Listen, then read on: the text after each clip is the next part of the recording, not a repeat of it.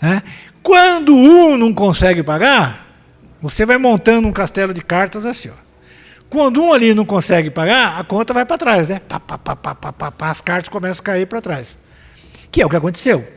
Né? Uma tremenda crise de crédito na economia mundial por causa da dificuldade de pagamento de algumas empresas, setores da economia, proprietários de casa própria, que não tiveram dificuldade para pagar, e aí então houve essa crise no sistema financeiro, que é uma crise horrível para os Estados Unidos, porque é uma economia alavancada no crédito.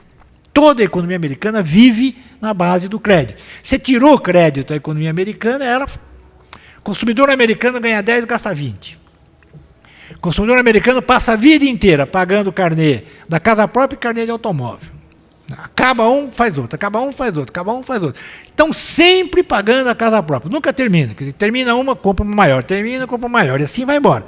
Certo? Movimenta o mercado, certo? Mas aquilo cria aquela obrigação para a pessoa o tempo todo. Mas isso move a economia. Só que quando dá uma crise de crédito, por exemplo, hoje tem problema nos Estados Unidos, não é na casa própria só, é no cartão de crédito. Pagamento de prestação do cartão de crédito está atrasado. Então você teve um enxugamento do crédito, né, que atrapalha a maior economia do mundo, que é a economia americana. Em outros países do mundo, Brasil, você tem inflação, você tem o problema contrário. O país cresceu e está consumindo mais do que produz. Então aumentou o preço de energia, preço de alimentos, e aumentou no mundo inteiro, e isso está gerando inflação, é outro dos problemas que nós estamos enfrentando na economia mundial. O que gerou a tal da crise dos alimentos e da energia. Que vocês veem como economia, é muito curioso, que é tudo verso e reverso. Né?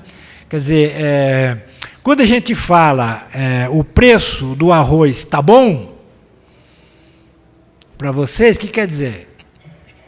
Que está barato, né? Você vai no supermercado e diz assim, o preço do arroz está bom. Agora, se você falar para o agricultor que o preço do arroz está bom, ele fala, opa, está 200 pau.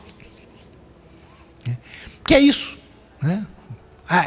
O preço alto aqui é renda para o agricultor. É renda, investimento, negócio para o agricultor. Que é o que está acontecendo. Né? Por exemplo, se você for comprar hoje uma máquina agrícola, vai entrar na fila. Vai entrar na fila, porque a agricultura deu muita renda, o pessoal está se modernizando. Se quiser comprar caminhão agrícola, caminhão para entrega de safra, a fila é de 6 meses pelo menos. E quer saber mais? Não tem motorista para caminhão. Pilotar aqueles caminhões lá é uma coisa complicada. Então não tem mais, está faltando motorista para caminhões nessa época da safra e da circulação dos minérios. Porque a economia está super aquecida, a economia brasileira. Agora, por que a economia brasileira hoje ela está passando muito bem pelas duas crises? As crises de preço de alimentos, a crise de inflação e a crise da recessão dos Estados Unidos. Né? Aqui eu só queria mostrar uma coisinha, né, que aqui é uma série, quando a gente fala em crise, todo mundo põe a mão na cabeça, o mundo vai acabar e tal, não sei o que, não acaba. Tem sempre os pessimistas de plantão, mas aqui, por exemplo, vocês têm as medidas tomadas pelos governos para combater a crise. Né? Os governos sempre entram para combater a crise. O Banco Central americano, os bancos reduziram juros, emprestaram dinheiro para os bancos, emprestaram dinheiro para os mutuários da casa própria. O governo americano lançou um pacote que devolve dinheiro, né? Quer dizer, no Brasil, quando fala em pacote, a gente põe a mão no bolso. Né? Opa!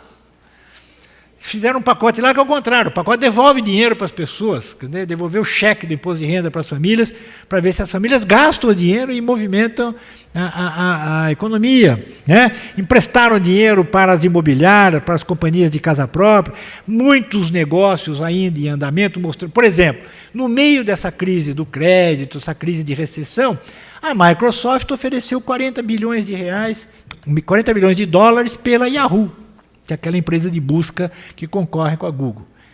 E outros falam, o que quer dizer isso? Quer dizer, um negócio de 40 bilhões de dólares no meio dessa crise. Quer dizer, que tem vários setores da economia que estão caminhando. Né? Tem uma crise ali no setor bancário, mas está lá a tecnologia da informação, Microsoft, Google, estão andando para frente. Então a crise não é geral. Tem pontos da economia que resistem e vão em frente. Isso tudo para mostrar que ninguém fica sentado esperando a crise acontecer. Os governos agem, os governos interferem e, até agora, têm conseguido dar conta do recado. A crise, por exemplo, hoje, ela está parecendo que ela é muito menor do que era a previsão, digamos, de 1, 2 meses atrás. Bom, e aqui é um quadro essencial, vou mostrar esse quadro depois um outro. Como é que o Brasil passa bem pela crise? Primeiro, como é que o Brasil passa bem por essa crise financeira internacional? Reparem ali, a exportação, a última crise que o Brasil passou, as duas últimas, foram 2001 e 2002. Crise externas pelas quais o Brasil passou. 2002, por exemplo, o Brasil foi pegar dinheiro emprestado no Fundo Monetário Internacional. Ficou $100, foi pegar dinheiro emprestado no Fundo Monetário Internacional. Por quê? Reparem ali, as exportações brasileiras estavam empacadas em 60 bilhões de dólares. Saldos pequenos, e ali DET, a dívida externa total, estava em 210 bilhões de dólares, mas o dólar valia 3,5. Então, importante para um país que não fabrica dólares, não legalmente pelo menos, mas para um país que não tem dólares, ele tem que adquirir esses dólares para pagar a sua dívida externa. A dívida externa está em dólares, mas o que importa é o equivalente dela em reais. Então, se eu tenho uma dívida de 210 bilhões de dólares, mas o dólar valendo 3,50, eu devo 800 bilhões de reais, mais ou menos. Não é isso? É quanto o governo e as empresas brasileiras precisam juntar para pagar a dívida externa. Precisam juntar 800 bilhões de reais para pagar a dívida externa. Agora, a dívida externa lá, caiu para 200, e o dólar é 1,70. 200 vezes 1,70 é 300 e pouco. Quer dizer, a dívida externa, medida em reais, caiu de 800 e lá vai pedrada para 300 e pouco. É uma brutal redução do endividamento. Além disso, a exportação, que era de 60, foi para 160 bilhões, esse ano deve ir 180 bilhões ano. Exportação é como se a gente dissesse, é a geração de caixa em dólares. Como é que o país consegue juntar dólares sem tomar emprestado? É dólares com venda de produto e serviço. Então, é uma espécie de uma geração de caixa do país. Então, o Brasil gera hoje 180 bilhões de dólares ano de exportações. Gerava 60. E as reservas, aquela linha ali, ó, as reservas, estavam ali 35, 36, estão 180, e hoje o Banco Central anunciou que elas estão em 198 bilhões, 200 bilhões de dólares. Então, reparem, por que a gente quebrou em 2002? Por quê?